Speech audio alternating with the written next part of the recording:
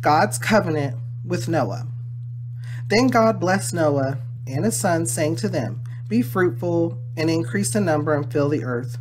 The fear and dread of you will fall upon all the beasts of the earth and all the birds of the air, upon every creature that moves along the ground, and upon all the fish of the sea. They are given into your hands. Everything that lives and moves will be food for you. Just as I gave you the green plants, I now give you everything." You know what I'm gonna say if you've been following along, just in the previous Bible study or the previous Bible study.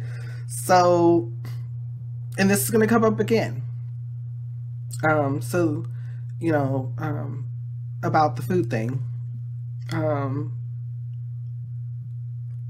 Lots to think about, lots to understand, because when the law comes, then he's going to give additional detailed specifics, and then a new covenant is going to be created during the New Testament. So we're gonna learn so much, but this is immediately. He's telling them all the creatures are going to be fearful of you, and at this time I give you everything as food, everything. Let's continue to read. "But you must not eat meat that has its lifeblood still in it. And for your lifeblood I will surely demand an accounting. I will demand an accounting from every animal, and from each man too. I will demand an accounting for the life of his fellow man." So remember, the lifeblood. The blood represents the life of us. "Whoever sheds the blood of man, by man shall his blood be shed. For in the image of God has God made man." I'm going to read that again. "Whoever sheds the blood of man, by man shall his blood be shed. For in the image of God has God made man." So it means a lot to us, to him, excuse me. It means a lot to the Lord. Think about it. He made us in his image, and then we go around killing each other. Because of what, specifically?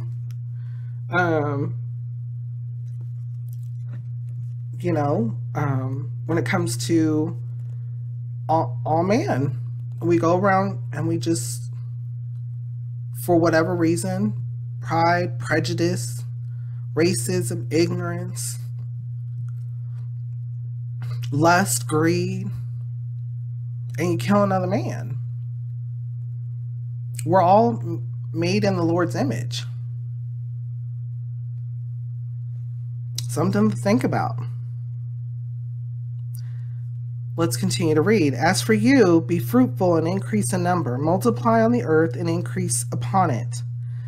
Then God said to Noah and to his sons with him, "I now establish my covenant with you and with your descendants after you and every living creature that was with you, the birds, the livestock, and all the wild animals, all those that came out of the ark with you, every living creature on earth. I establish my covenant with you. Never again will all life be cut off by the waters of a flood. Never again will there be a flood to destroy the earth." And God said, "This is the sign of the covenant I am making between me and you and every living creature with you, a covenant for all generations to come. I have set my rainbow in the clouds, and it will be a sign of the covenant between me and the earth. Whenever I bring clouds over the earth and the rainbow appears in the clouds, I will remember my covenant between me and you and all living creatures of every kind. Never again will the waters become a flood to destroy all life.